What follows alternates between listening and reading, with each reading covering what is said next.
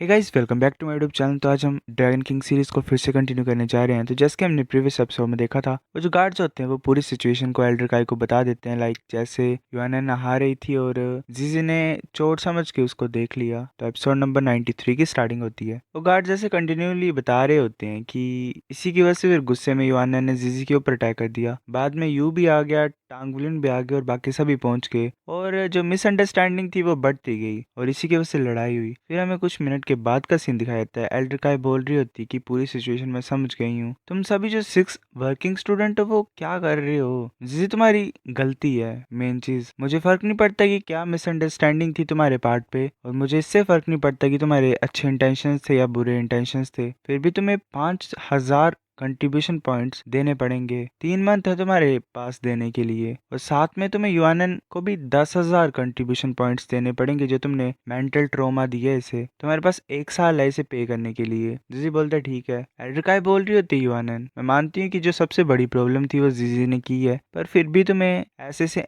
इंजर नहीं करना चाहिए था गुस्से में। मैं समझ सकती हूँ कि तुम कितना ज्यादा बुरा फील कर रहे हो एज अ गर्ल, पर जीजी ने ऐसी कोई गलती नहीं की जिसकी वजह से तुम्हें उसे मार ही देना था। ऊपर से तुमने ऑलरेडी इसे कुछ ज्यादा इंजर कर दिया है, तो बाद में कभी भी रिवेंज लेने की कोशिश मत करना इसके ऊपर। युआनन गुस्सा होती है, पर एल्डर काय भी गुस्सा ही कर रही होती है उन दोनों के ऊपर। युआनन रोते हुए गुस्से से जीजी की तरफ देख रही होती है। जीजी ऐसे कांप रहा होता है, युआनन फिर हाँ कर देती है। एल्डर काय बोल रही होती है, और रही बात तुम्हारी यू, तुमने एक बार फिर युआनन को इविल साउल मास्टर कंसिडर कर दिया है और तुम फिर से इसके अगेंस्ट में लड़ने लग पड़े थे। तुम्हारी पनिशमेंट यही है कि तुम्हें स्प्लिट आइस प्लाजा को साफ करना पड़ेगा खुद के लिए पूरे 1 मंथ के लिए, और तुम्हें भी 5,000 कंट्रीब्यूशन पॉइंट्स यूएनएन को देने पड़ेंगे मेंटल ट्रॉमा के लिए। तुम समझ रही हो? यू बोलते ठीक है। काय बोल रही होती है कि गुयू ने कुछ भी नहीं किया था तो इसे कोई भी पनिशमेंट नहीं दी जाएगी। जो जायान ने अपनी साउल एबिलिटी को यूज किया था फाइट में, तो तुम्हें एक 1,000 कंट्रीब्यूशन पॉइंट्स फाइन किया जाता है, और ये बात टांग वुलिन की, तो तुम्हें 10,000 कंट्रीब्यूशन पॉइंट्स देने पड़ेंगे। 5,000 तुम यूएनएन को दोगे मेंटल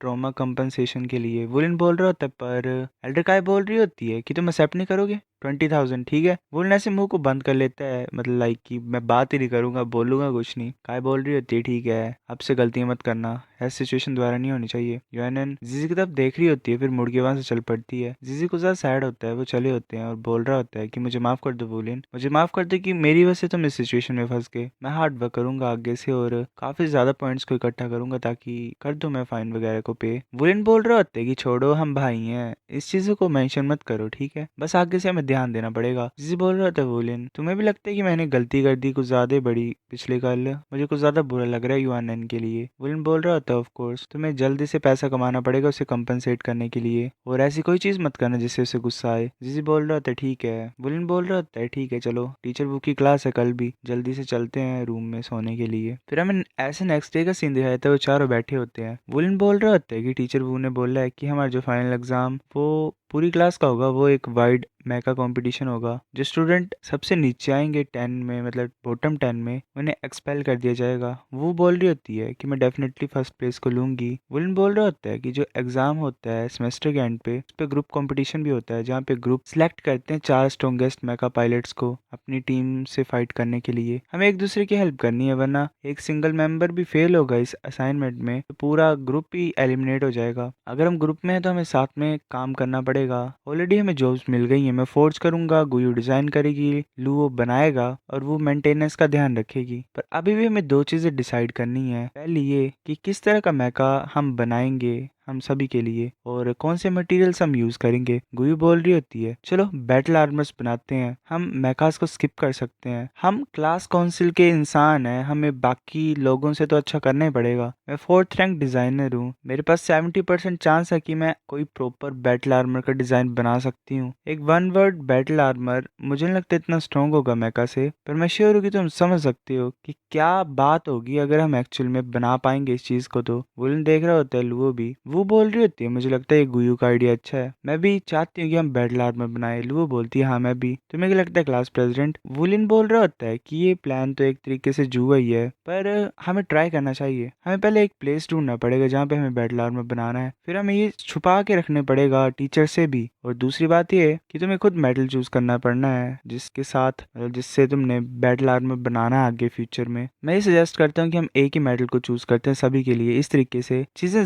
कम खराब होंगी अगर हम आगे उन्हें प्रोसेस करेंगे बनाते टाइम। वो सभी हाँ कर देते हैं। वुलन बोल रहा होता है मैं 1000 डिफाइन कर दूंगा तुम सभी के लिए। मैं कुछ ज्यादा कॉन्फिडेंट हूँ 1000 डिफाइनिंग करने के लिए। गुयू डिजाइन बनाएगी और ऐसे एक एक करके हम प्लान को बढ़ाते हैं। एग्जाम्पल की बात है तो गुयू 4 आर्म पीस को स्टार्ट करेगी सभी के लिए। डिजाइनिंग का काम इसका है। लुओ और वो तुम बनाने का काम करोगे। इस तरीके से टाइम भी बचेगा, काम एफिशिएंटली होगा। और ये बात अगर तुम मेडल को चूज करोगे तो मुझे बता देना, पहले अपनी एबिलिटीज का पता लगा लेना, वरना हम उस मेडल को फिर लास्ट में यूज नहीं कर पाएंगे। वो बोल रहा था क्लास प्रेसिडेंट तुम सही सोच रहे हो, ये अच्छा तरीका रहेगा, चलो कल से स्टार्ट करते हैं। वो बोल रही होती है मैं भी कल तुम्हें बता दूंगी। वुलन बोल रहा था ठीक है आज के लिए इतना करते हैं, कल मिलता हूँ मैं तुमसे। वो फिर वहीं ऐसे अलग अलग हो जाते हैं। गुयू और वुलिन साथ में चले होते हैं। गुयू बोल रही होती है कि जीजी और जुयान का क्या, उनके प्रोफेशंस इतने भी अच्छे नहीं है, वो कमजोर हैं उनमें। हम ऐसे क्यों नहीं करते कि टीचर्स को बोलते हैं उन्हें हमारे ग्रुप में डालने के लिए। वुलिन बोल रहा होता है कि कभी कभी ये चीज़ें भी अच्छी होती हैं, इसकी वजह से उनके ऊपर प्रेशर पड़ेगा ताकि वो और ज़्यादा हार्ड वर्क करेंगे। मुझे लगता है कि ये सिचुएशन इनकी हेल्प करेगी, तो हमें ज़्यादा कुछ नहीं करना है। गुयू बोल रही होती है हाँ सेंस तो बना रहा है। तभी वुलिन को फ़ोन आता है। वुलिन उठाता हुआ बोलता है टीचर मुँह। उसका टीचर बोल रहा होता है मैं शॉक सिटी में हूँ, अब तुम कब बाहर आ सकते हो। वुलन बोल रहा होता है कि तुम कहाँ पे रह रहे हो। फिर ऐसे वो गुयू को बाय बोल देता है और बोलता है कि मैं तुम्हें आफ्टरनून में मिलता हूँ, अगर तुम्हें कुछ चाहिए होगा तो मुझे फोन कर देना। गुयू बोल रही होती है ठीक है। फिर ऐसे वुलन वहां से चल पड़ता है और एक जगह पहुंचता है। वो सोच रहा होता है सर्क सिटी ब्लैक स्मिथ एसोसिएशन कुछ ज्यादा ही आइसोलेटेड है, यहाँ पे तो कुछ भी नहीं है आसपास। वो जैसे अंदर आता है उसे अपनी सीनियर सिस्टर दिखाई देती है। वो बोल रही होती है टांग वुलन मैं यहाँ पे हूँ। वुलन बोल रहा होता है कि सीनियर सिस्टर। वो जा रहा होता है ऐसे उछलते कूदते। वो लड़की उसके कान को खींच देती है और बोलती है तुम्हें अभी भी याद है अपनी सीनियर सिस्टर, तुमने मुझे एक भी बार फोन नहीं किया जब से तुम शौक में पहुंचे हो। वुलन बोल रहा होता है सीनियर सिस्टर प्लीज प्लीज थोड़े प्यार से। वो लड़की बोल रही होती तुम चिल्ला क्यों रहे हो, मेरे साथ चलो मेरे डैड से मिलने के लिए। वुलन ऐसे हंस रहा होता है। वो दोनों चले होते हैं। वो लड़की ऐसे ब्लश मार रही होती है। लास्ट में पहुंच जाते हैं मुंह के पास। वुलन उसे ग्रीट करता है ऐसे रोते हुए, कुछ ज्यादा इमोशनल हो जाता है। उसका टीचर बोल रहा होता है वुलन बैठो। वो अपनी बेटी को बोलता है वुलन के लिए जूस डालने के लिए। वो ऐसा करती है वुलन के पास पकड़ा देती है। वुलन ऐसे बोल रहा होता है कि मुझे ऑरेंज जूस पसंद है, शुक्रिया सीनियर सिस्टर। मुंह बोल रहा होता है वुलन कांग्रेचुलेशन, कैसा रहा, किस लेवल पे है तुम्हारी स्पिरिट पावर अभी। वुलन बोल रहा था मैं कॉन्फिडेंट हूँ कि मैं रैंक 30 में पहुंच जाऊंगा 2 मंथ के अंदर। मुंह बोल रहा होता है कि बस यही चीज याद रखना कि ज्यादा वो मत करना, चीजें जल्दी जल्दी मत करना, तुम्हारी सबसे पहली प्रायोरिटी यही है कि तुम्हें अपनी साउल पावर को बढ़ाना है। मैं ये होप करता हूँ कि तुम सेंट ब्लैकस्मिथ बनोगे अपने 20th बर्थडे से पहले। अगर तुम ऐसा कर पाओगे तो तुम डिवाइन ब्लैकस्मिथ बन सकते हो 30 साल के पहले। वुलन बोल रहा होता है ये कुछ ज्यादा जल्दी नहीं है। टीचर मुंह बोल रहा होता है कि ये इतना भी फास्ट नहीं है। हर इंसान की बॉडी अपने पीक स्टेज में तभी पहुंचती है जब वो 20 या 30 साल के होते हैं। जितना ज्यादा फास्ट तुम अपने रैंक को इंक्रीज करोगे उतने ज्यादा हाई चांसेस होंगे कि तुम सेंट ब्लैकस्मिथ बनोगे। वुलन बोल रहा होता है मैं समझता हूँ आपकी बात को। और तुमने बात की थी कि old man Fang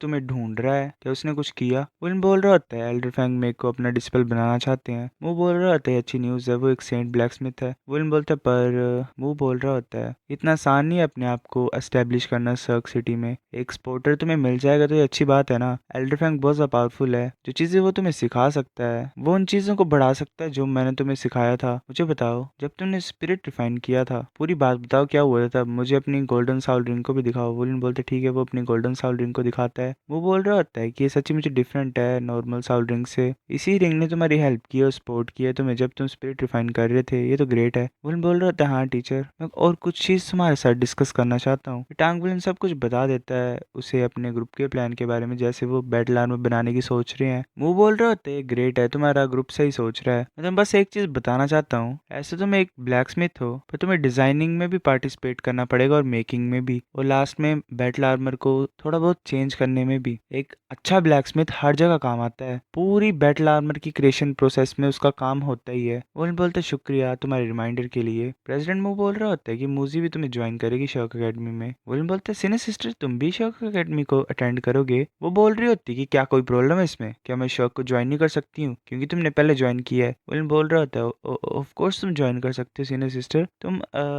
once in a generation genius हो। मैं सिर्फ सरप्राइज्ड हूँ कि senior sister directly inner court group में नहीं गई। सीनियर सिस्टर उसके गुस्से से बोल रही होती है कि कुछ दिन हुए हैं तुम मेरे को छोड़ के गए हो अकेडमी में, पर अभी से तुम्हारी जीभ इतनी तेज चलने लग पड़ी है। ऐसी जीभ को तुम बाकी लड़कियों के ऊपर भी यूज करते हो। विलन हैरान होता है, उसका फादर भी हैरान होता है। वूजी बोल रही होती है कि मैं सिर्फ चिंता ही कर रही हूँ कि तुम ज्यादा हार्ड वर्क नहीं कर रही हो, तुम्हें अपनी पढ़ाई के ऊपर फोकस करना है। अगर तुम शक में हो, पढ़ाई ज्यादा इंपॉर्टेंट है एक स्टूडेंट के लिए, समझ रहे हो तुम। प्रेसिडेंट बोल रहा होता है लिटरेसी डायरेक्टली सेकंड ग्रेड में जाएगी, फ्यूचर में एक दूसरे का ध्यान रखना तुम। विलन बोल रहा होता है ठीक है टीचर। जैसे वो बाय बोल के वहां से चल पड़ता है। उसकी सीनियर सिस्टर भी चली होती है। वो बोल रही होती है कि मैं कैंपस में कल रिपोर्ट करूंगी, मैं तुम्हें कॉल करूंगी जब मुझे चांस मिलेगा, जब मैं पहुंचूंगी वहां पे। वुलन बोल रहा होता है ठीक है, तुम डेफिनेटली शौक में पॉपुलर हो ही जाओगे। सो गाइस ये एपिसोड इतना था। अगर आपको नेक्स्ट देखना है तो वेट करो, तब तक मिलते हैं आपसे कुछ दिनों में। दूसरे चैनल को सब्सक्राइब करना मत भूलना, उसका लिंक भी डिस्क्रिप्शन में है। बाय।